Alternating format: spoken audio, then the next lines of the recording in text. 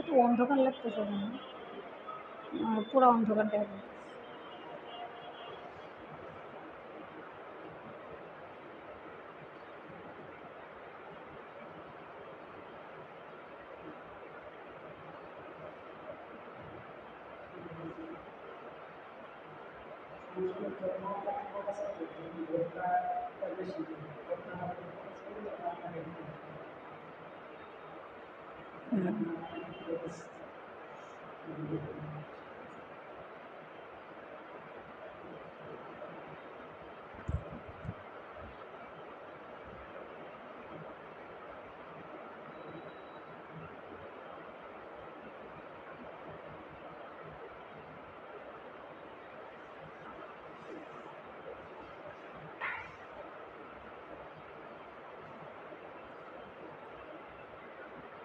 কেউ তো নাই।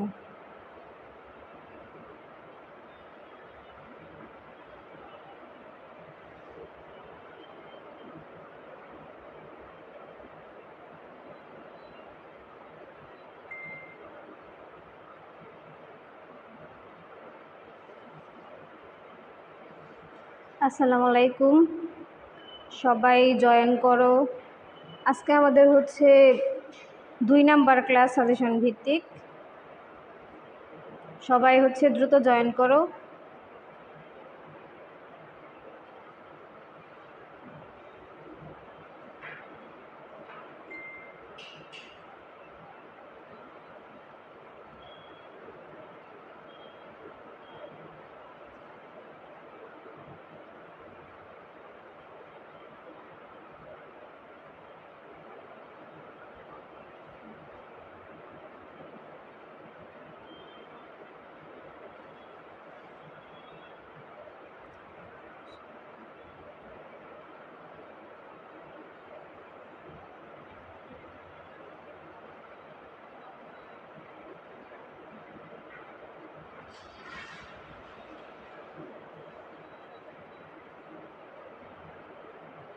সবাই ক্লাসে জয়েন করার হচ্ছে ক্লাস শেয়ার করে দাও। ঠিক আছে।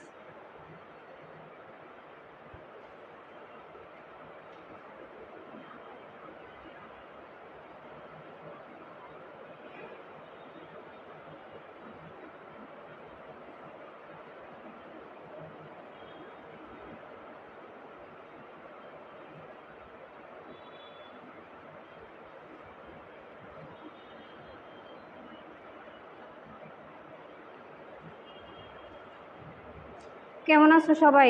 কোথায় সবাই? কারো কোনো রেসপন্স নাই।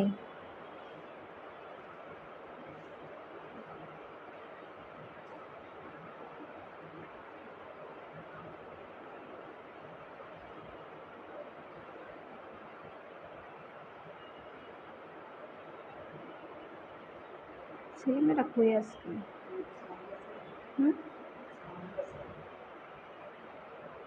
সাউন্ড কি ক্লিয়ার শোনা যাচ্ছে? রেসপন্স করো, সাউন্ড কি ক্লিয়ার শোনা যাচ্ছে কিনা?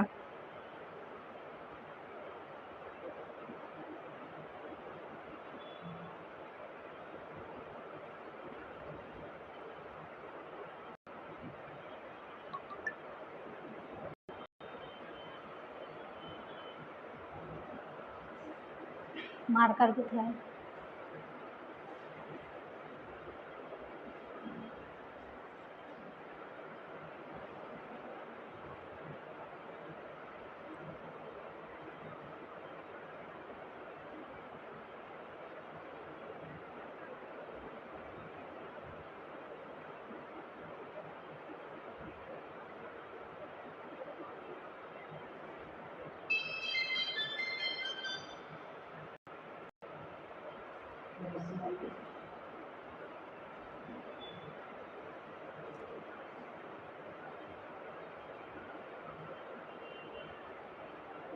আচ্ছা, সবাই হচ্ছে যদি কথা ক্লিয়ার শোনা যায় আর জয়েন করো তাহলে হচ্ছে আমি ক্লাসটা শুরু করব।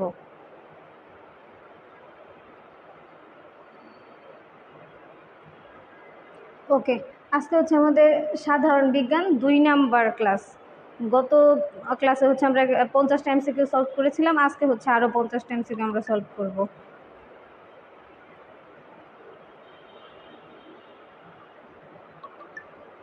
সবাই হচ্ছে রেসপন্স করবা আর হচ্ছে ক্লাসটাতে মনোযোগ দেওয়ার চেষ্টা করবা।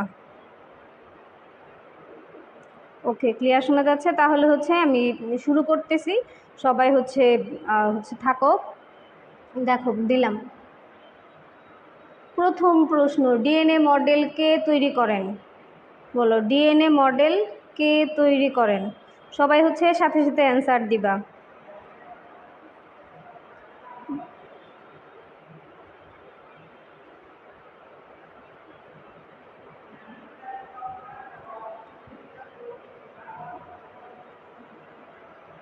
আমাদের প্রথম প্রশ্ন হচ্ছে ডিএনএ মডেল কে তৈরি করেন? গুড, একজন বলছো এ, যেন ওয়াটসন অ্যান্ড হচ্ছে ক্রিক। ওয়াটসন এবং ক্রিক ডিএনএ মডেল তৈরি করেন। এর জন্য হচ্ছে তাদেরকে 1962 সালে 1962 সালে হচ্ছে একত্রে নোবেল পুরস্কার প্রদান করা হয়। এই সালটাও হচ্ছে সাথে মনে রাখবা। ওয়াটসন এবং ক্রিক হচ্ছে ডিএনএ মডেল তৈরি করেন, এর জন্য তাদেরকে 1962 সালে একত্রে নোবেল পুরস্কার প্রদান করা হয়।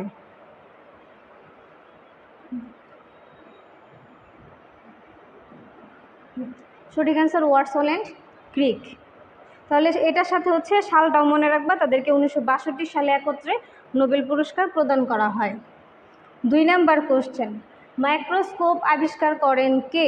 মাইক্রোস্কোপ কে আবিষ্কার করেন?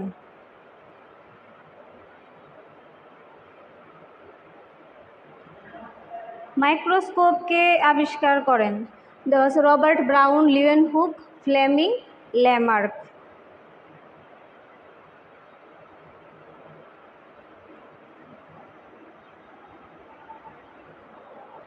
মাইক্রোস্কোপ কে আবিষ্কার করেন?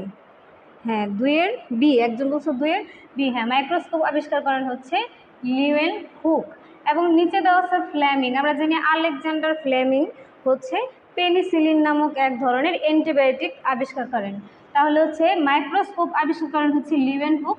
এবং হ্যাঁ, মাইক্রোস্কোপ বা অণুবীক্ষণ যন্ত্র, এর জন্য তাকে হচ্ছে অণুজীব বিজ্ঞানের জনক বলা হয়। লিউয়েনহুককে হচ্ছে অণুজীব বিজ্ঞানের জনক বলা হয়। যদি আসে অণুজীব বিজ্ঞানের জনক কে?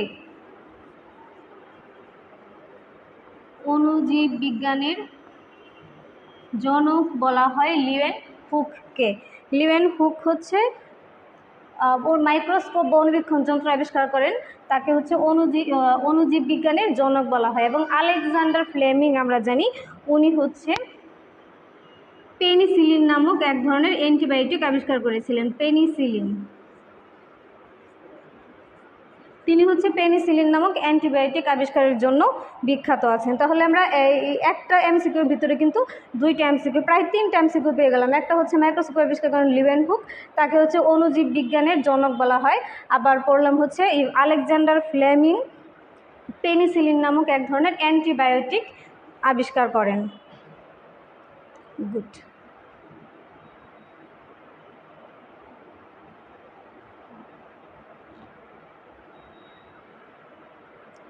প্রোক্যারিওটিক কোষে কোন অঙ্গাণু বিদ্যমান? প্রোক্যারিওটিক কোষে কোন অঙ্গাণু বিদ্যমান? দেওয়া আছে Golgi apparatus, mitochondria, ribosome, lysosome. আমরা জানি প্রোক্যারিওটিক কোষ মানে কোষ বলা হয় হচ্ছে আদি কোষকে। প্রোক্যারিওটিক কোষ মানে হচ্ছে আদি কোষ। প্রোক্যারিওটিক কোষ মানে হচ্ছে আদি কোষ। আদি কোষের এক্সাম্পল আমরা বলতে পারি, যেমন ব্যাকটেরিয়া। হ্যাঁ, ব্যাকটেরিয়া। তাহলে হচ্ছে দেখো আদি কোষে কোন অঙ্গাণুটি হচ্ছে বিদ্যমান? 3-এর আনসার বলো, আদি কোষে কোন অঙ্গাণু বিদ্যমান? হ্যাঁ, 3-এর সি বলছে লিমা। গুড। আদি কোষে হচ্ছে রাইবোসোম বিদ্যমান, কিন্তু এই গোলগি অ্যাপারেটাস, মাইটোকন্ড্রিয়া এবং লাইসোসোম থাকে না। ওগুলো হচ্ছে ইউক্যারিওটিক কোষ মানে প্রকৃত কোষে থাকে। আদি কোষে মাইটোকন্ড্রিয়া থাকে না, কিন্তু প্রকৃত কোষে থাকে। তাহলে হচ্ছে প্রোক্যারিওটিক কোষের কোন অঙ্গাণুটি বিদ্যমান? রাইবোসোম। আর যদি বলা হয় প্রকৃত কোষের প্রোক্যারিওটিক কোষের যদি এক্সাম্পল দিতে বলা হয়, তাহলে সেটি হচ্ছে ব্যাকটেরিয়া। ব্যাকটেরিয়া হচ্ছে প্রোক্যারিওটিক কোষ।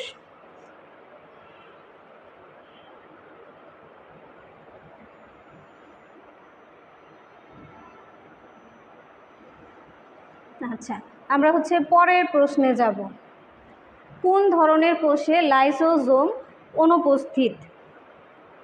কোন ধরনের কোষে, 4 নাম্বার প্রশ্ন হচ্ছে কোন ধরনের কোষে লাইসোসোম অনুপস্থিত? তো হচ্ছে liver cell, red blood cell, neuron cell, kidney cell. কোন ধরনের কোষে লাইসোজোম অনুপস্থিত? সবাই দ্রুত আনসার দাও, কোন ধরনের কোষে লাইসোজোম অনুপস্থিত?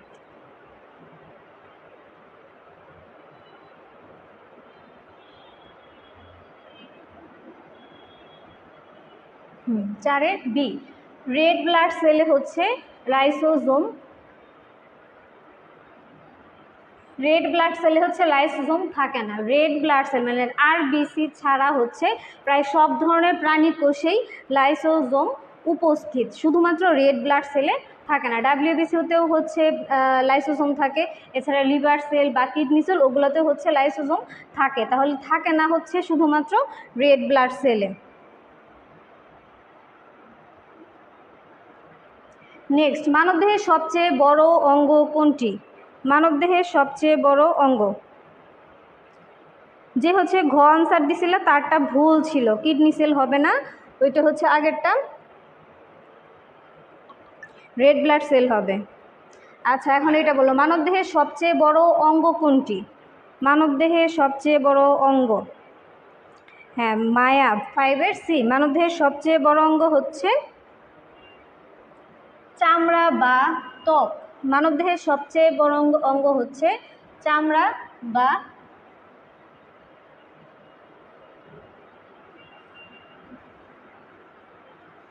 স্কিন হচ্ছে সবচেয়ে বড় অঙ্গ। যদি বলা হয় সবচেয়ে বড় অঙ্গ তাহলে হবে হচ্ছে চামড়া বা ত্বক, কিন্তু যদি বলা হয় সবচেয়ে বড় গ্রন্থি কোনটি, সবচেয়ে বড় গ্রন্থি বললে কোনটি হবে? মানবদেহের সবচেয়ে বড় গ্রন্থি,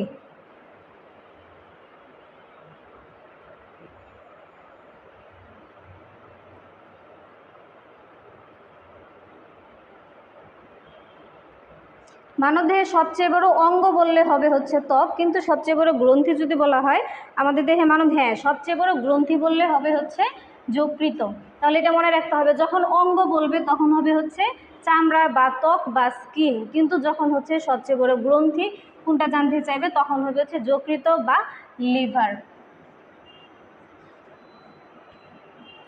গুড, তাহলে এই বিষয়গুলো হচ্ছে মনে রাখতে হবে।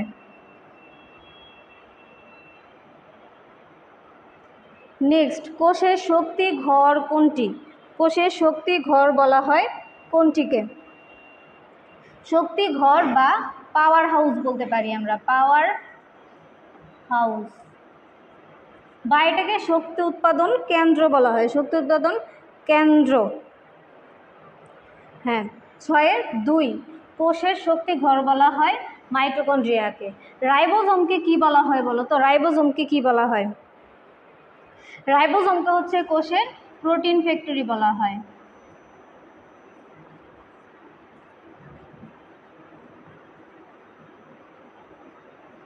রাইবোজোমকে কোষের প্রোটিন ফ্যাক্টরি বলা হয় এবং লাইসোসোমকে হচ্ছে সুইসাইডাল স্কোয়াড বলা হয়।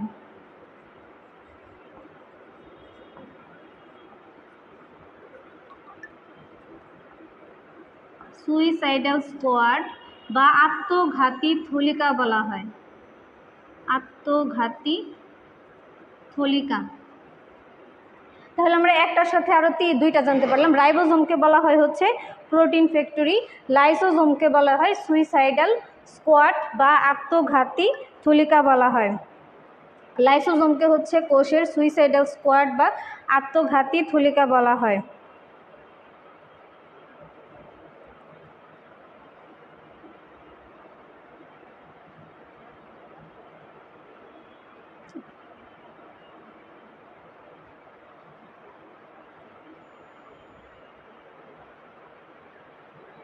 ডিএনএ কত সূত্রক বৈশিষ্ট্য, মানে হচ্ছে যদি বলা হয় ডিএনএ মানে হেলিক্স কতটি, বলতে গেলে ডিএনএ কত সূত্রক, ডিএনএ কত সূত্রক বৈশিষ্ট্য বিদ্যমান, ডিএনএতে কত সূত্রক বৈশিষ্ট্য বিদ্যমান?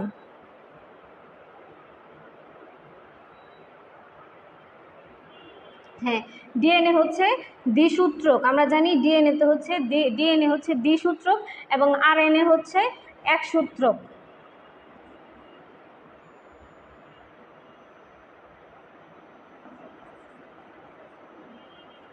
আরএনএ হচ্ছে একসূত্রক এবং ডিএনএ হচ্ছে দ্বিসূত্রক বা ডবল হেলিক্স বলা হয়। আরএনএ হচ্ছে দ্বিসূত্রক বা ডবল হেলিক্স এবং ডিএনএ হচ্ছে দ্বিসূত্রক বা ডবল হেলিক্স বলা হয়, আর আরএনএ হচ্ছে একসূত্রক। সবার কি কথা কি ক্লিয়ার শোনা যাচ্ছে? যদি কোনো সাউন্ডের প্রবলেম থাকে তাহলে বলতে পারো।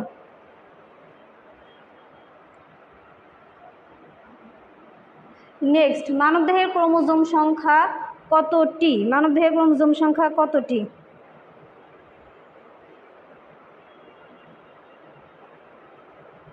হ্যাঁ, মানবদেহে ক্রোমোজোম সংখ্যা কতটি?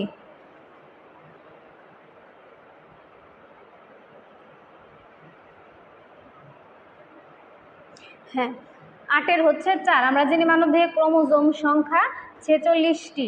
এখন হচ্ছে এটা যদি সংখ্যা আকারে থাকে তাহলে আমরা টোটাল মনে রাখবো, আমাদের দেহের টোটাল ক্রোমোজোম হচ্ছে 23 জোড়া, 23 জোড়া বা 23 পেয়ার্স। আর যদি সংখ্যায় বলি তাহলে হচ্ছে সেটা 46টি। এই 23 জোড়া ক্রোমোজোম হচ্ছে আবার দুই প্রকার, অটোজোম এবং হচ্ছে সেক্স ক্রোমোজোম। অটোজোম হচ্ছে আমরা জানি 22 জোড়া, 22 পেয়ার্স, বা যদি সংখ্যায় আসে তাহলে হবে 44টি। এবং আমরা জানি সেক্স ক্রোমোজোম হবে বা কি বলতে হচ্ছে 2 পেয়ার্স বা 1 পেয়ার বা 2টি যদি সংখ্যায় আসে তাহলে হবে সেক্স ক্রোমোজোম। কয়টি যদি আসে? সেক্স ক্রোমোজোম হচ্ছে 1 পেয়ার বা 2টি। আর হচ্ছে অটোজোম হচ্ছে 22 জোড়া বা 44টি। হ্যাঁ, গুড। অটোজোম 22 জোড়া এবং সেক্স ক্রোমোজোম 2 জোড়া না, সেক্স ক্রোমোজোম হবে 1 জোড়া বা 2টি। তাহলে আমরা সংখ্যায় প্লাস হচ্ছে জোড়া দুইভাবে মনে রাখবো। টোটাল ক্রোমোজোম 23 পেয়ার্স আর হচ্ছে 46টি। এটা হচ্ছে দুই ভাগে যদি ভাগ করা হয় তাহলে অটোজোম হচ্ছে 22 পেয়ার্স বা 42টি এবং সেক্স ক্রোমোজোম হচ্ছে 1 জোড়া বা 2টি।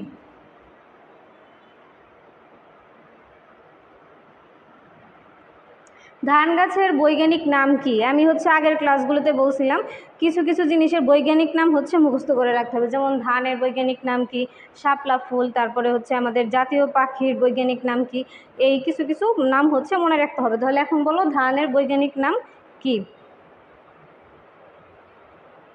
ধানের বৈজ্ঞানিক নাম কি? হ্যাঁ, ধানের বৈজ্ঞানিক নাম মায়া বলছে 9-এর ঘ। ধানের বৈজ্ঞানিক নাম হচ্ছে অরাইজা সেটিভা। ধানের বৈজ্ঞানিক নাম অরাইজা সেটিভা। গুড। তারপর হচ্ছে নেক্সট কোশ্চেন, জীবের বংশগতির ধারক ও বাহক বলা হয় কোনটিকে? জীবের বংশগতির ধারক ও বাহক কোনটি?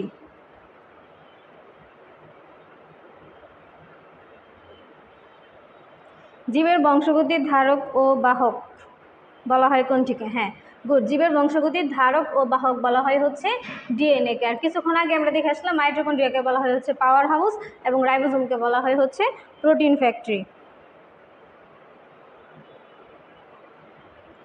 ঠিক আছে, এই কোশ্চেনটা হচ্ছে রিপিট হয়ে গেছে, সো এটা আমরা স্কিপ করতেছি। পরেরটা দেখো, কোন অঙ্গাণুটি শুধুমাত্র উদ্ভিদ কোষে পাওয়া যায়? কোন অঙ্গাণুটি শুধুমাত্র উদ্ভিদ কোষে পাওয়া যায়?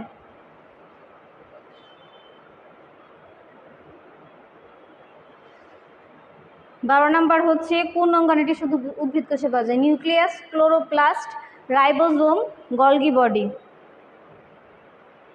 হ্যাঁ, এটার আনসার হবে হচ্ছে ক্লোরোপ্লাস্ট। শুধু উদ্ভিদ কোষে পাওয়া যায় হচ্ছে ক্লোরোপ্লাস্ট।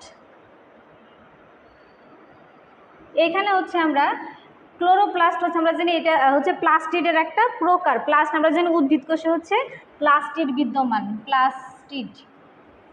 এই প্লাস্টিডের জন্যই হচ্ছে এক একটা উদ্ভিদের এক এক রং হয়। এই প্লাস্টিডটা মূলত হচ্ছে দুই প্রকার। আমরা হচ্ছে এটা প্রকারটা টোটালটা দেখে ফেলবো। লিউকোপ্লাস্ট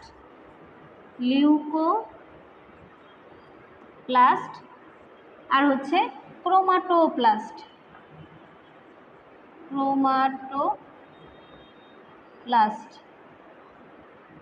এই ক্রোমাটোপ্লাস্ট হচ্ছে আবার দুই প্রকার, ক্লোরোপ্লাস্ট এবং ক্রোমোপ্লাস্ট।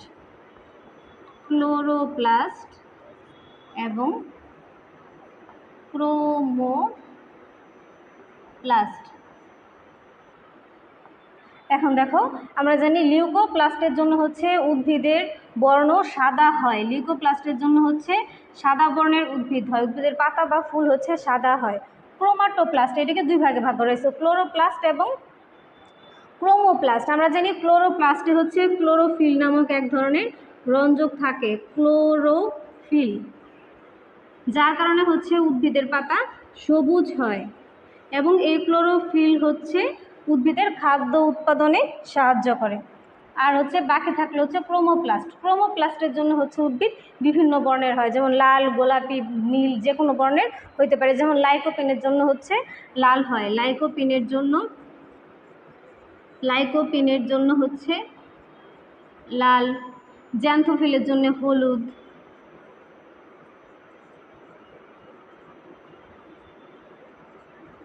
হচ্ছে এই বিষয়গুলো হচ্ছে একবারে মনে রাখতে হবে।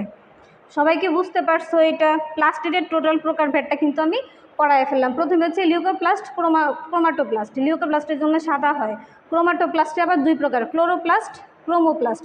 ক্লোরোপ্লাস্টের জন্য উদ্ভিদ সবুজ হয় এবং ক্রোমোপ্লাস্টের জন্য হচ্ছে বিভিন্ন বর্ণের হয়, লাল, সবুজ বা হলুদ যা হতে পারে। যেমন লাইকোপিন রঞ্জকের জন্য লাল হয়, জ্যান্থোফিলের জন্য হচ্ছে হলুদ হয়।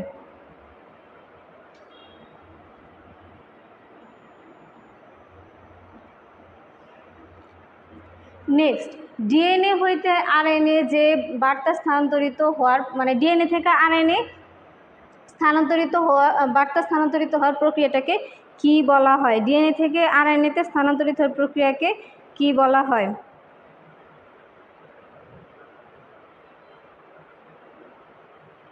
হ্যাঁ, ক্যারোটিন, কমলা, ঠিক আছে। ডিএনএ থেকে আরএনএ তৈরির প্রক্রিয়াকে কি বলা হয়? মানে বার্তা ডিএনএ থেকে আরএনএ যাওয়ার প্রক্রিয়াকে কি বলা হয়?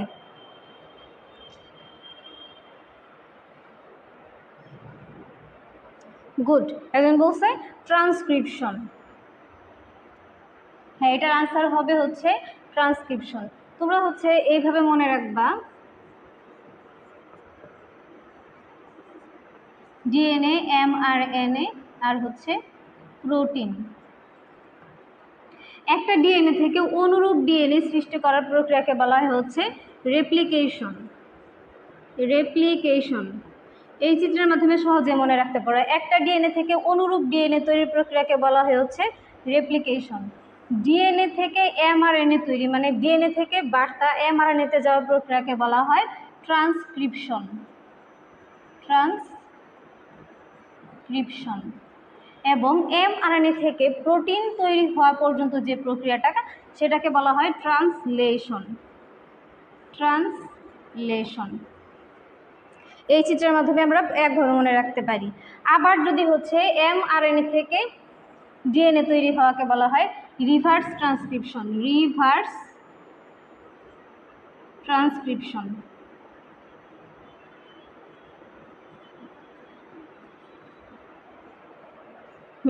তাহলে দেখো, ডিএনএ থেকে অনুরূপ ডিএনএ তৈরির প্রক্রিয়া রেপ্লিকেশন, ডিএনএ থেকে এমআরএনএ তৈরি হচ্ছে ট্রান্সক্রিপশন, এমআরএনএ থেকে প্রোটিন তৈরির প্রক্রিয়া ট্রান্সলেশন, এবং যদি আরএনএ থেকে ডিএনএ তৈরি করা হয় বা ডিএনএ প্রতিস্থাপিত হয় বার্তা, সেটা হচ্ছে রিভার্স ট্রান্সক্রিপশন। সবাইকে বুঝতে পারতেছো? এভাবে একটা এমসিকিউর সাথে আমরা কিন্তু এই খুব সহজভাবে হচ্ছে অনেকগুলো আনসার মনে রাখতে পারবো।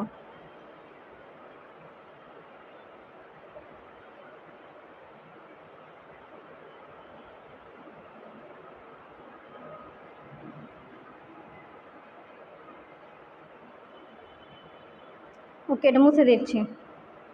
গুড। ডিএনএ তৈরির জন্য অপরিহার্য কোনটি দেওয়া আছে? গ্লুকোজ, রাইবোজোম, ডি অক্সিরাইবোজ, এখানে হবে হচ্ছে সুগার, ডি অক্সিরাইবোজ সুগার। ডিএনএ তৈরির জন্য অপরিহার্য কোনটি? গ্লুকোজ, রাইবোজ, ডি অক্সিরাইবোজ সুগার এবং ফ্রুক্টোজ দেওয়া আছে। ডিএনএর অপরিহার্য ডিএনএর জন্য অপরিহার্য কোনটি? 14 গ। আমরা এটা সবাই জানি যে ডিএনএ তো হচ্ছে ডিঅক্সিরাইবোজ সুগার প্রয়োজন, এটা হচ্ছে ডিএনএর জন্য অপরিহার্য। ডিএনএর ফুল মিনিংটা হচ্ছে সবাই অবশ্যই মনে রাখবা, ডিঅক্সি রাইবো নিউক্লিক অ্যাসিড, আর আরএনএ হচ্ছে শুধু রাইবো নিউক্লিক অ্যাসিড। তাহলে ডিএনএর অপরিহার্য উপাদান হচ্ছে ডিঅক্সিরাইবোজ সুগার। রিভার্স ট্রান্সক্রিপশন প্রক্রিয়ায় কি তৈরি হয়? এটা আমি কিছুক্ষণ আগে হচ্ছে একসাথে বলে ফেলছি, এটা আগের কোশ্চেনের আগেরটা। রিভার্স ট্রান্সক্রিপশন প্রক্রিয়াটিতে কি তৈরি হয় বলো?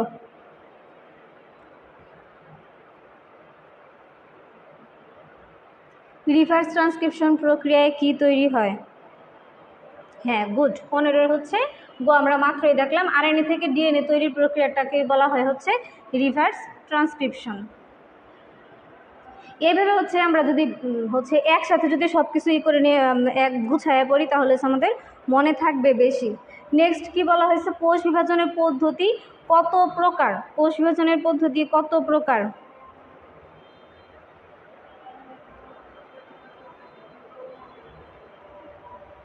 কোষ বিভাজনের পদ্ধতি কত প্রকার? কোষ বিভাজন বা আমরা এটাকে বলতে পারি হচ্ছে, যদি কোশ্চেন থেকে সেল ডিভিশন, কোষ বিভাজন বা হচ্ছে সেল ডিভিশন। দ্রুত বলো, কোষ বিভাজন কত প্রকার? একজন বলছে কোষ বিভাজন 4 প্রকার। 4 প্রকার হলে কি কি নাম বলো? 4 প্রকার ভুল। কোষ বিভাজন হচ্ছে 3 প্রকার। আমরা জানি হচ্ছে 3 ধরনের কোষ বিভাজন আছে। এক হচ্ছে অ্যামাইটোসিস,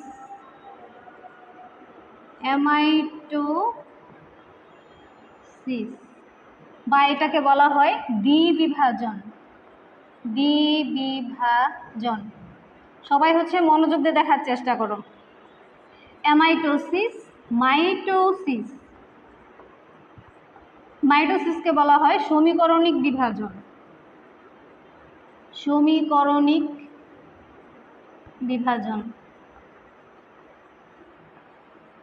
এবং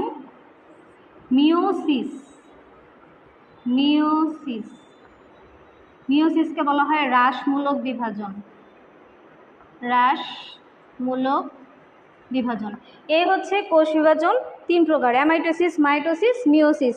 সাথে হচ্ছে এই নামগুলো মনে রাখো, অনেক সময় আসে যে অ্যামাইটোসিসকে কি বলা হয় বা সমীকরণিক বিভাজন বলা হয় কোন কোষ বিভাজনকে? অ্যামাইটোসিসকে বলা হয় দ্বিবিভাজন, মাইটোসিসকে বলা হয় সমীকরণিক বিভাজন, এবং মিওসিসকে বলা হয় হ্রাসমূলক বিভাজন।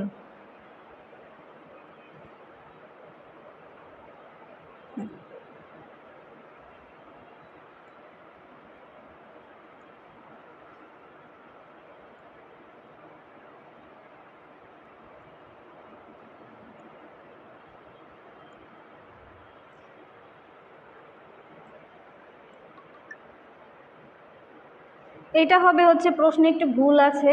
কোনটি কোষ বিভাজনে অংশ নয় না, এটা হবে কোনটি কোষ বিভাজনে অংশ নেয়। কোনটি কোষ বিভাজনে অংশ নেয়, এখানে কোনটি হচ্ছে কোষ বিভাজনে অংশ নেবে? দেওয়া আছে নিউক্লিয় ঝিল্লি,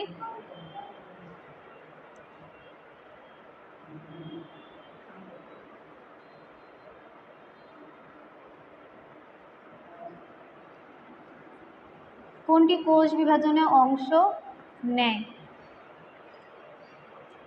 হ্যাঁ, গোটা একজন বলছে সেন্ট্রিওল। আমরা জানি সেন্ট্রিওল হচ্ছে কোষ বিভাজনে অংশ নেয়। সেন্ট্রিওল থেকে হচ্ছে 2 ভাগে ভাগ হওয়া শুরু হয় ক্রোমোজোমগুলো। তাহলে হচ্ছে কোষ বিভাজনে অংশ নেয় হচ্ছে সেন্ট্রিওল।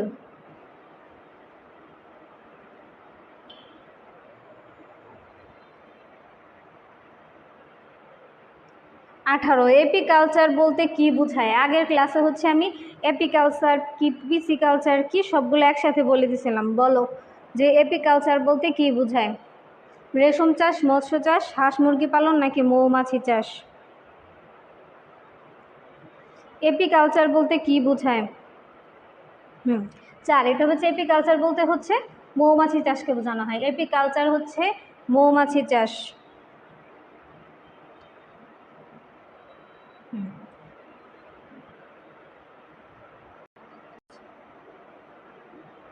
মাইটোসিস কোষ বিভাজনের কোন ধাপে ক্রোমোজোমগুলো বিষুবীয় অঞ্চলে অবস্থান করা শুরু করে? 19 নম্বর, মাইটোসিস কোষ বিভাজনের কোন ধাপে ক্রোমোজোমগুলো বিষুবীয় অঞ্চলে অবস্থান করা শুরু করে? আমরা জানি হচ্ছে কোষ বিভাজনের 4টা ফেজ আছে, প্রোফেজ, মেটাফেজ, অ্যানাফেজ এবং হচ্ছে টেলোফেজ। তাহলে এখন বলো যে কোষ বিভাজনের কোন ধাপে ক্রোমোজোমগুলো বিষুবীয় অঞ্চলে অবস্থান নেওয়া শুরু করে?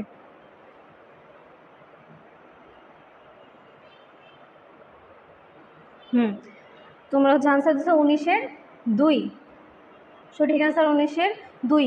কোষ বিভাজনের মেটাফেজ ধাপে হচ্ছে ক্রোমোজোমগুলো বিষুবীয় অঞ্চলে অবস্থান করা শুরু করে।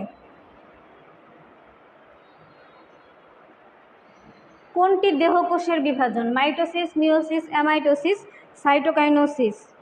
কোনটি দেহকোষের বিভাজন বলো?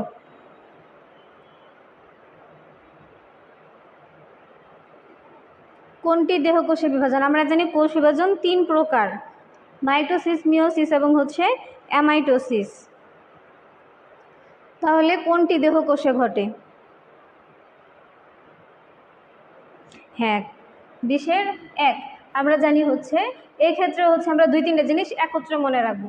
অ্যামাইটোসিস হচ্ছে আদি কোষে ঘটে, অ্যামাইটোসিস ঘটে হচ্ছে আদি কোষে বা প্রোক্যারিওটিক সেল আমরা বলতে পারি, যেমন ব্যাকটেরিয়া। ব্যাকটেরিয়াতে হচ্ছে অ্যামাইটোসিস কোষ বিভাজন ঘটে। মাইটোসিস হচ্ছে ঘটে দেহকোষে, দেহকোষ বা সোমাটিক সেল বলতে পারি, সোমাটিক সেল।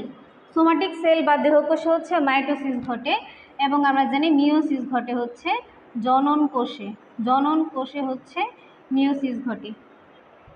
সেক্স সেল বা জনন কোষে হচ্ছে মিওসিস কোষ বিভাজন প্রক্রিয়া ঘটে। তাহলে এই 3টা আমরা একসাথে মনে রাখবো। দেহকোষে ঘটে হচ্ছে মাইটোসিস, জনন কোষে মিওসিস এবং আদি কোষ বা প্রোক্যারিওটিক সেল যেমন ব্যাকটেরিয়াতে ঘটে হচ্ছে অ্যামাইটোসিস। এইটা এইভাবেও আসতে পারে যে ব্যাকটেরিয়া কোন প্রক্রিয়ায় হচ্ছে কোষ বিভাজন সংঘটিত হয়, তাহলে সেটা হবে হচ্ছে অ্যামাইটোসিস।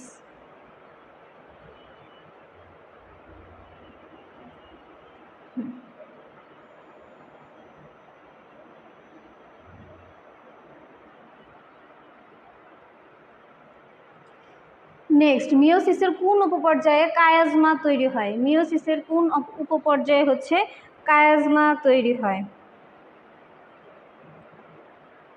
আচ্ছা, ল্যাপটোটিন, এটা হবে হচ্ছে প্যাকাইটিন। ল্যাপটোটিন, প্যাকাইটিন, জাইগোটিন এবং ডিপ্লোটিন।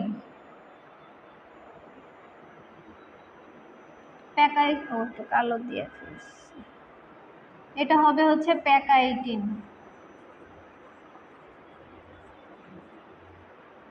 এটা ডিপ্লোটিন। কোনটি হবে? মিওসিসের কোন উপপর্যায়ে কায়াজমা তৈরি হয়? Good, pachytene. মিওসিসের প্যাকাইটিন উপপর্যায়ে হচ্ছে কায়াজমা তৈরি হয়। দেখো এখানে হচ্ছে তোমরা কাউন্ট করো কে কতটা সঠিক অ্যান্সার দিতে পারতেছো। যার যত বেশি হবে তাতেই বুঝে নেবা তার প্রিপারেশন হচ্ছে তত বেশি ভালো।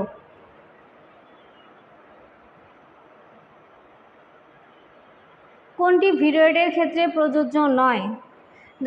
এটি একটি সংক্রামক সত্তা, কেবলমাত্র উদ্ভিদ দেহে রোগ সৃষ্টি করতে সক্ষম, আরএনএ ও ডিএনএ খণ্ডক নিয়ে গঠিত, ভাইরাসের মতো বিস্তার লাভ করতে পারে। এই 4টার ক্ষেত্রে ভিরয়েডের ক্ষেত্রে কোনটি প্রযোজ্য নয়? ভিরয়েডের ক্ষেত্রে কোনটি প্রযোজ্য নয়?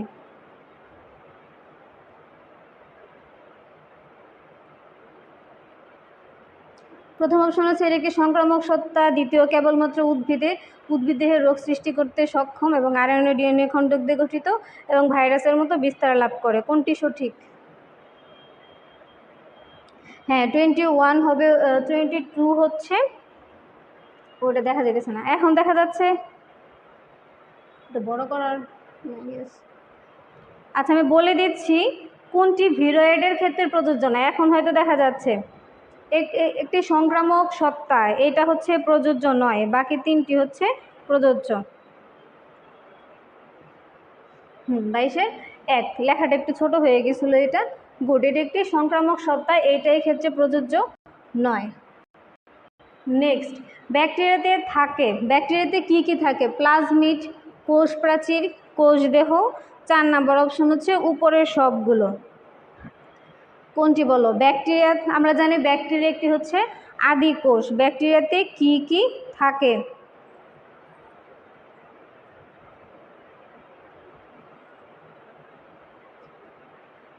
ব্যাকটেরিয়াতে কোন কোন অঙ্গাণুগুলো থাকে? কোনটা হবে সঠিক অ্যান্সার? হ্যাঁ, 23-এর 4 হবে। আমরা জানি যে ব্যাকটেরিয়াতে প্লাজমিড, কোষ প্রাচীর, কোষ দেহ সবগুলাই বিদ্যমান। গুড।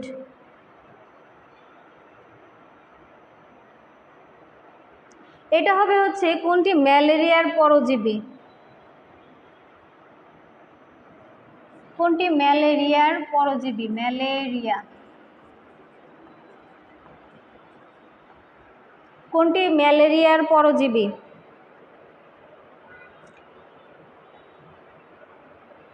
24 কোনটি ম্যালেরিয়ার পরজীবী?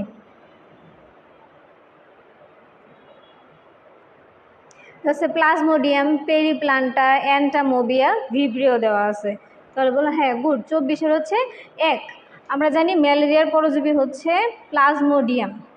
এই ক্ষেত্রে মনে রাখতে হবে প্লাজমোডিয়ামের কিন্তু 4টা টাইপ আছে। প্লাজমোডিয়ামের টাইপ হচ্ছে 4টি আমরা জানি। যেমন 1 নম্বর হচ্ছে plasmodium vivax, plasmodium ovale, plasmodium ম্যালেরি এবং প্লাজমোডিয়াম ফেলসিপ্যারাম। তাহলে এই প্লাজমোডিয়ামের হচ্ছে 4টা টাইপ আছে। কি কি? Plasmodium vivax, plasmodium ovale, plasmodium ম্যালেরি এবং প্লাজমোডিয়াম ফেলসিপ্যারাম।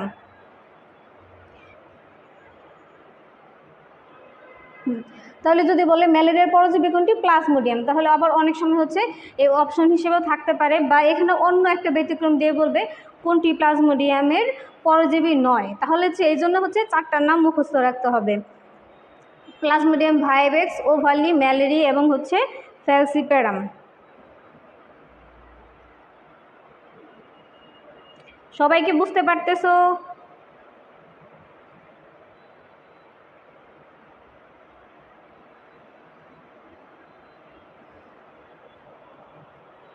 নেক্সট, ডেঙ্গু জ্বর হলে রক্তের কোন উপাদানটি হচ্ছে কমে যায়? ডেঙ্গু জ্বর হলে রক্তের কোন উপাদানটি কমে যায়? অনুচক্রিকা, লোহিত কণিকা, হিমোগ্লোবিন, অক্সিজেন।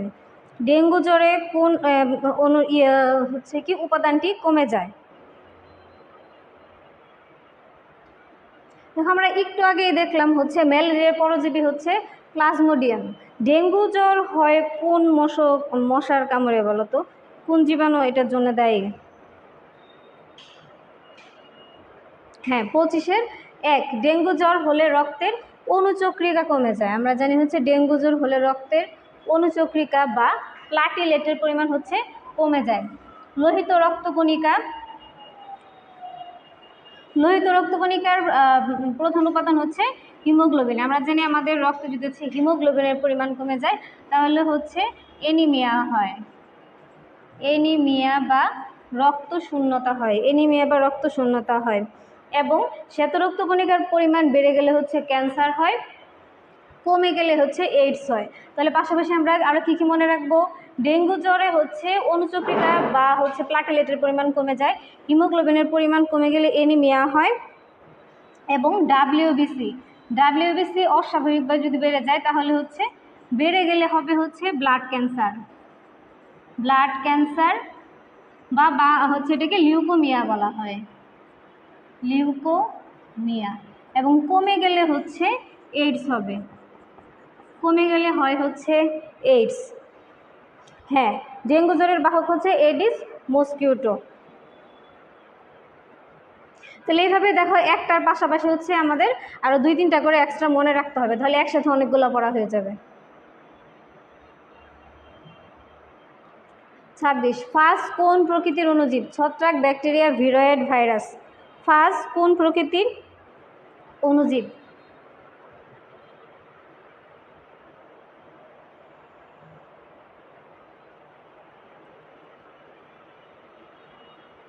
ফাজ কোন প্রকৃতির অণুজীব?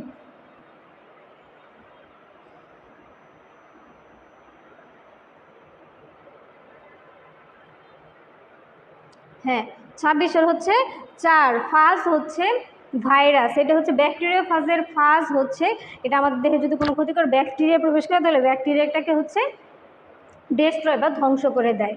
এই ফাজ হচ্ছে একটি ভাইরাস।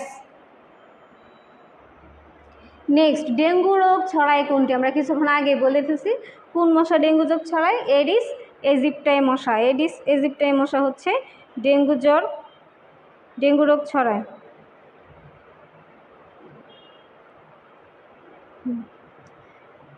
দেখো ডেঙ্গুটা আমরা মাত্রই বলে ফেলছি, ডেঙ্গু রোগ ছড়ায় হচ্ছে অ্যাডিস ইজিপ্টাই মশা।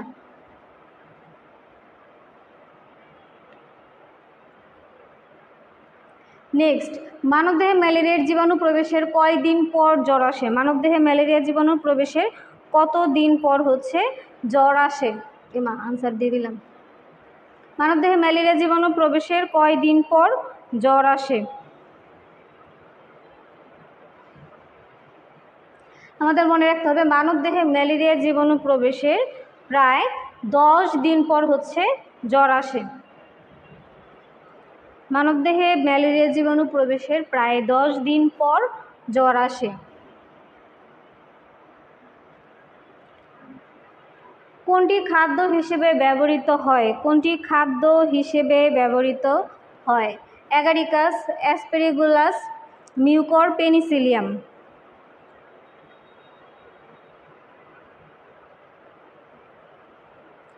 29 কোনটি খাদ্য হিসেবে ব্যবহার করা হয়? এখানে যে 4টা দেওয়া আছে 4টা থেকে কোনটি হচ্ছে খাদ্য হিসেবে ব্যবহার করা হয়? হ্যাঁ অ্যাগারিকাস, আমরা জানি অ্যাগারিকাস বা এটাকে অনেকে আমরা যেটা হচ্ছে মাশরুম হিসেবে খাই সেটা হচ্ছে অ্যাগারিকাস। এই অ্যাগারিকাসটাকে হচ্ছে খাদ্য হিসেবে ব্যবহার করা। এটা হচ্ছে এক জাতীয় ছত্রাক যা মাশরুম নামে হচ্ছে বহুল পরিচিত। কোনটি ডায়াটম? কোনটি ডায়াটম?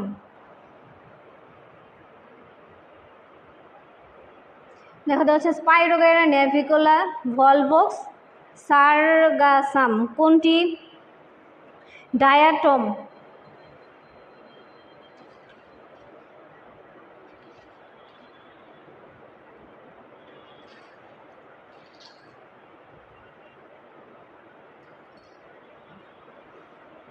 হ্যাঁ কোনটি ডায়াটম?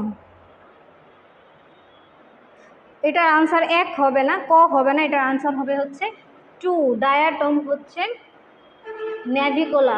কোনটি ডায়াটম? ডায়াটম হচ্ছে এক ধরনের শৈবাল বা এটাকে ফাইটোপ্লাঙ্কটনও বলা হয়। নেভিকোলা হচ্ছে ডায়াটম প্রজাতির এক অন্তর্ভুক্ত। কোনটি ডায়াটম? এটা নেভিকোলা হবে, স্পাইরোগাইরা হবে না। আনসার যারা বলছো ভুল বলছো। হ্যাঁ এটা হবে হচ্ছে নেভিকোলা। নিম্নের কোনটি রোডোফাইসিন এর অন্তর্ভুক্ত? কোনটি রোডোফাইসিন এর অন্তর্ভুক্ত? স্পাইরোগাইরা, পলিসফোনিয়া, ভেভিকোলা এবং হচ্ছে নস্টক।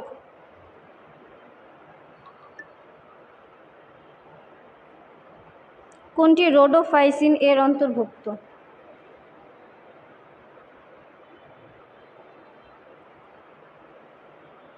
এই রোডোফাইসিনও হচ্ছে এক ধরনের শৈবাল আমরা জানি। হ্যাঁ এটা আনসার হবে হচ্ছে পলিসাইফোনিয়া। নিম্নের কোনটি রোডোফাইসিন এর অন্তর্ভুক্ত? পলিসাইফোনিয়া। নেক্সট, কোনটি একবীজপত্রী উদ্ভিদ? আমরা জানি বীজপত্রের উপর ভিত্তি করে হচ্ছে উদ্ভিদকে 2 ভাগে ভাগ করা হয়, একবীজপত্রী, দ্বিবীজপত্রী। যে উদ্ভিদের বীজে একটা বীজপত্র থাকে সেটা হচ্ছে একবীজপত্রী এবং যা 2টা করে বীজপত্র থাকে তা হচ্ছে দ্বিবীজপত্রী। তাহলে এখানে দেওয়া হচ্ছে আম, তাল, এটা হবে হচ্ছে লিচু। আম, তাল, লিচু, কাঁঠাল। কোনটি একবীজপত্রী? কোনটি একবীজপত্রী উদ্ভিদ?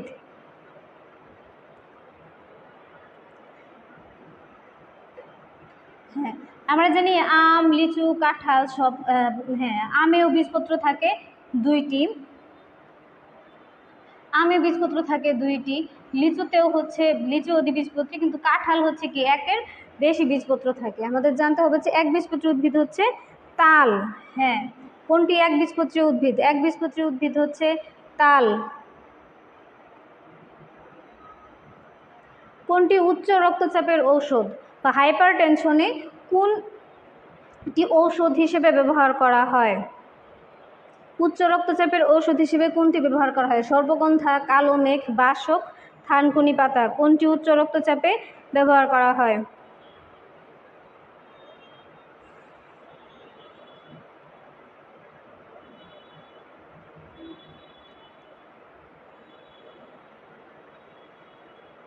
বলো কোনটি উচ্চ রক্তচাপের ওষুধ হিসেবে ব্যবহার করা? হ্যাঁ 33 ক নাম্বার হবে। সর্পগন্ধা হচ্ছে উচ্চ রক্তচাপের ওষুধ হিসেবে ব্যবহার করা হয়। সর্পগন্ধা আনসার হবে সর্পগন্ধা। 35 কোনটি ব্রায়োফাইটা? কোনটি ব্রায়োফাইটা?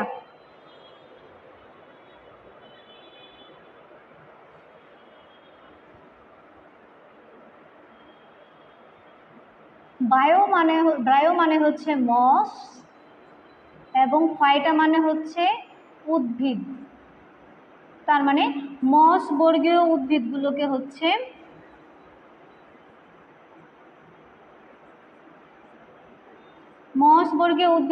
ব্রায়োফাইটা বলা হয়। তাহলে এখানে হচ্ছে ব্রায়োফাইটা কোনটি? 35 রিসিকা সেলাগিনেলা। এখানে 4টা অপশন দেওয়া আছে, তোমরা বলে এখানে কোনটা হচ্ছে ব্রায়োফাইটা। হ্যাঁ 35 এ রিসিকা হচ্ছে ব্রায়োফাইটা মানে মসবর্গীয় একটি উদ্ভিদ। ধুতরা কোন গোত্রের উদ্ভিদ? ধুতরা কোন গোত্রের উদ্ভিদ?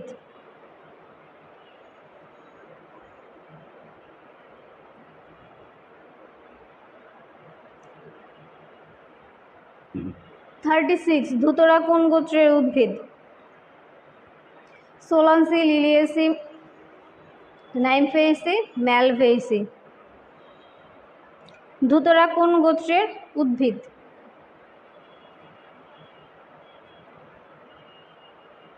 গুড।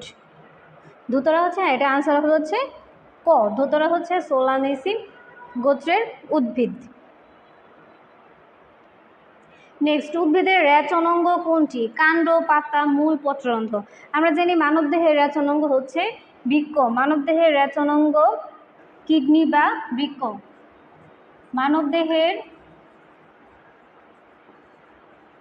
মানবদেহের রেচনাঙ্গ বলা হয় হচ্ছে বৃক্ক বা কিডনিকে। বৃক্ক বা কিডনি হচ্ছে মানবদেহের রেচনাঙ্গ। তাহলে উদ্ভিদের রেচনাঙ্গ কোনটি? কাণ্ড, পাতা, মূল, পত্র, রন্ধ্র।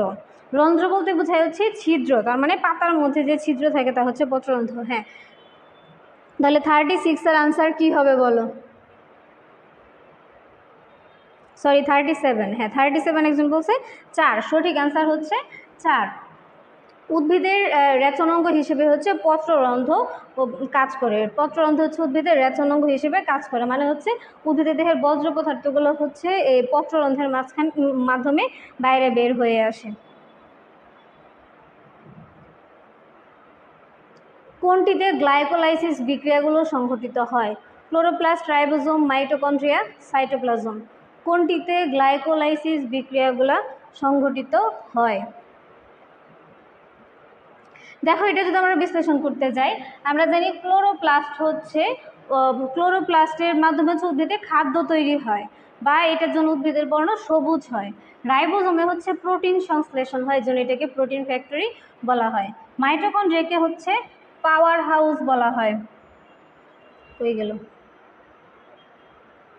মাইটোকন্ড্রিয়াকে আমরা জানি শক্তি প্রদান কেন্দ্র বা পাওয়ার হাউস বলা হয়। তার মানে বোঝা যাচ্ছে এই তিনটার কোনোটাতে হচ্ছে গ্লাইকোলাইসিস সংঘটিত হবে না। গ্লাইকোলাইসিসটা হচ্ছে গ্লুকোজ ভেঙে শক্তি উৎপাদনের যে প্রক্রিয়া বা এটিপি তৈরি করার যে প্রক্রিয়া, সেই প্রক্রিয়াটাকে বলা হয় হচ্ছে গ্লাইকোলাইসিস। তাহলে গ্লাইকোলাইসিস সংঘটিত হচ্ছে সাইটোপ্লাজমে। আবার বলতেছি ক্লোরোপ্লাস্টের মাধ্যমে আমরা জানি ক্লোরোফিল থাকবে, ক্লোরোফিল দ্বারা হচ্ছে খাদ্য উৎপাদন করবে, রাইবোজোমে প্রোটিন সংশ্লেষণ হবে, মাইটোকন্ড্রিয়াকে বলা হয় শক্তি উৎপাদন কেন্দ্র। তাহলে গ্লাইকোলাইসিস সংঘটিত হবে হচ্ছে সাইটোপ্লাজমে।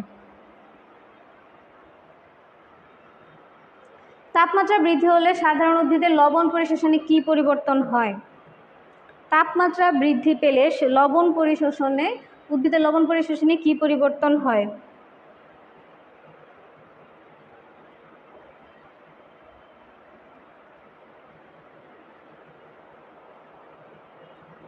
39 ক সঠিক আনসার। তাপমাত্রা বৃদ্ধি হলে সাধারণত যেটা লবণ পরিশোষণ বেড়ে যায়। এটা হবে সর্ষের ক্রোমোজোম বিন্যাস কি? হ্যাপ্লয়েড, ডিপ্লয়েড, ট্রিপ্লয়েড নাকি কোনোটিই নয়? সর্ষের ক্রোমোজোম বিন্যাস কোনটি? প্রথমটা হবে হচ্ছে হ্যাপ্লয়েড।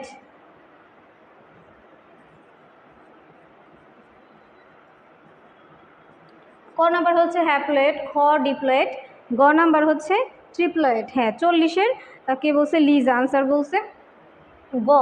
সঠিক আনসার হবে হ্যাঁ ট্রিপ্লয়েড বা 3n বলতে পারি আমরা। ডিপ্লয়েডকে প্রকাশ করা হয় 2n এবং হ্যাপ্লয়েড হচ্ছে n সংখ্যক। এভাবে হচ্ছে আমরা সংকেত দিয়েও মনে রাখতে পারি। তাহলে সর্ষের ক্রোমোজোম বিন্যাস হচ্ছে 3n বা ট্রিপ্লয়েড। নিচের কোন উদ্ভিদ কেবল ম্যানগ্রোভ বনাঞ্চলেই দেখা যায়? নিচের কোন উদ্ভিদ কেবল ম্যানগ্রোভ বনাঞ্চলেই দেখা যায়? খেজুর পাম, সাগু পাম, নিপা পাম এবং হচ্ছে শতমূলী কোনটি ম্যানগ্রোভ বনাঞ্চলে দেখা যায়?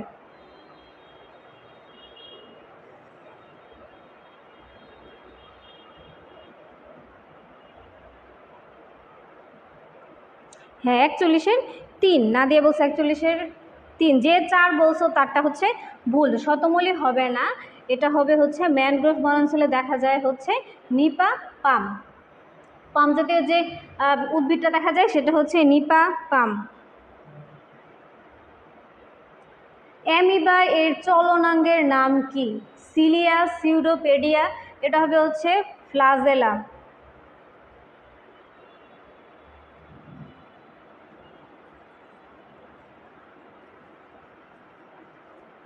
ফ্লাজেলা। অ্যামিবার চলনাঙ্গের নাম কি? মানে কোন অঙ্গের মাধ্যমে হচ্ছে অ্যামিবার চলন সংঘটিত হয়? অ্যামিবার চলনাঙ্গের নাম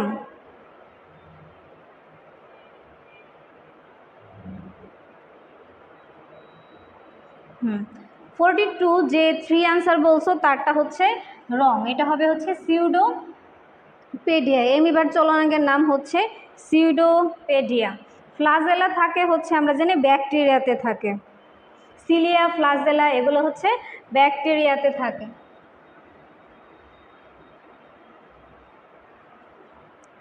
কোনটি স্তন্যপায়ী প্রাণী? তিমি, হাঙর, কচ্ছপ, কুমির কোনটি স্তন্যপায়ী প্রাণী?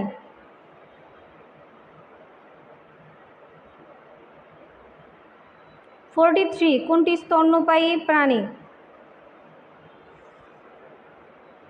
হ্যাঁ একজন বলছে কোনটি স্তন্যপায়ী? তিমি হচ্ছে স্তন্যপায়ী প্রাণী। আমরা জানি এখানে স্তন্যপায়ী প্রাণী হচ্ছে তিমি।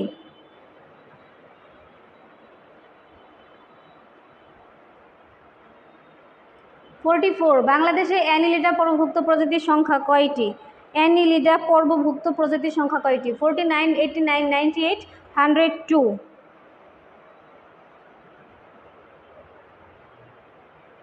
বাংলাদেশে অ্যানিলিডা পর্বভুক্ত প্রজাতির সংখ্যা কতটি?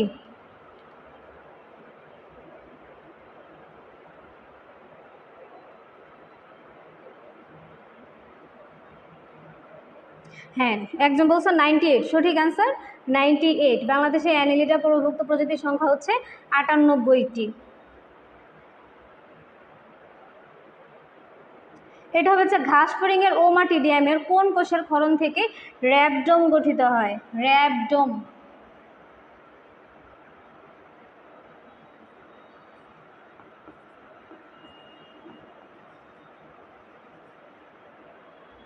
কোর্নিয়াজেন, ক্রিস্টালাইন, রেটিনুলার, রেটিনাল।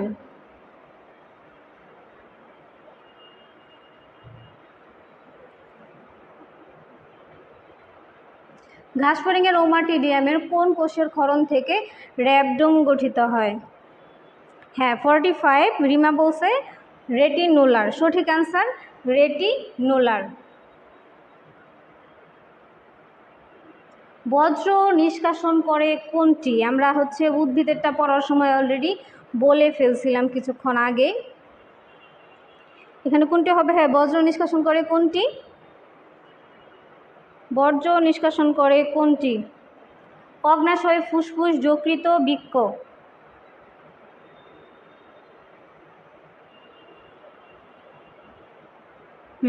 46 হবে হচ্ছে ঘ। আমরা জানি কিডনি বা বৃক্কের মাধ্যমে হচ্ছে আমাদের দেহের যে অপ্রয়োজনীয় যে পদার্থগুলো আছে যেমন ইউরিয়া, ইউরিক অ্যাসিড, এগুলো হচ্ছে দেহের বাইরে বের হয়ে আসে। দেহের সবচেয়ে বড় হাড় কোনটি? দেহের সবচেয়ে বড় হাড়,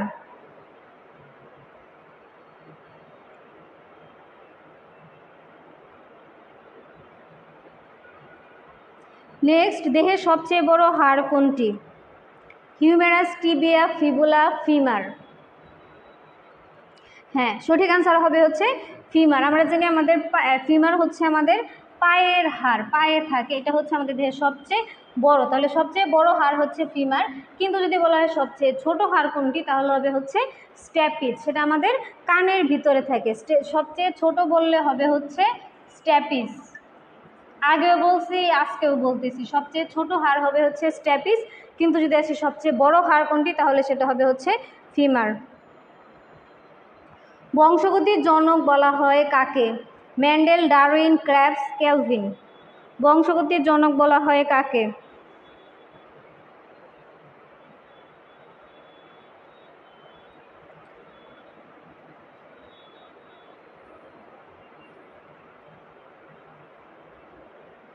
গুড, লিজা বলছে 48, আনসার 1। হ্যাঁ, বংশগতির জনক বলা হয় হচ্ছে মেন্ডেলকে। আমরা জানি মেন্ডেলকে হচ্ছে বংশগতির জনক বলা হয়। শ্রেণীবিন্যাসবিদ্যার জনক বলা হয় কাকে? George Bentham, Alexander Fleming, Carolus Linnaeus, Johann Mandela. শ্রেণীবিদ্যার জনক বলা হয় কাকে? শ্রেণীবিদ্যার জনক, শ্রেণীবিদ্যার জনক বলা হয় কাকে?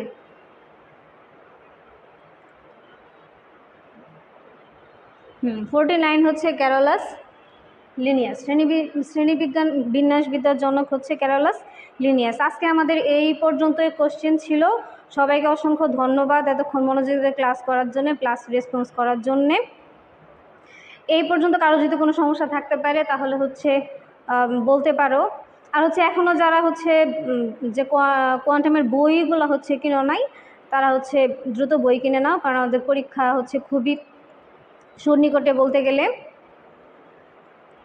যদি কারো কোনো প্রবলেম থেকে থাকে তাহলে হচ্ছে কমেন্টস করো।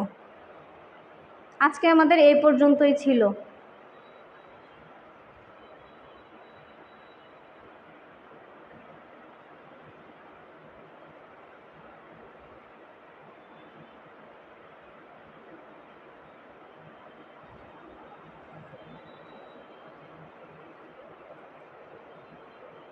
আচ্ছা, কারো যদি কোনো প্রবলেম না থাকে তাহলে আজকে ক্লাস এখানেই শেষ করতেছি। সবাই ভালো থাকো, ভালো করে প্রিপারেশন নাও। নেক্সট ক্লাসে হচ্ছে আবার দেখা হবে।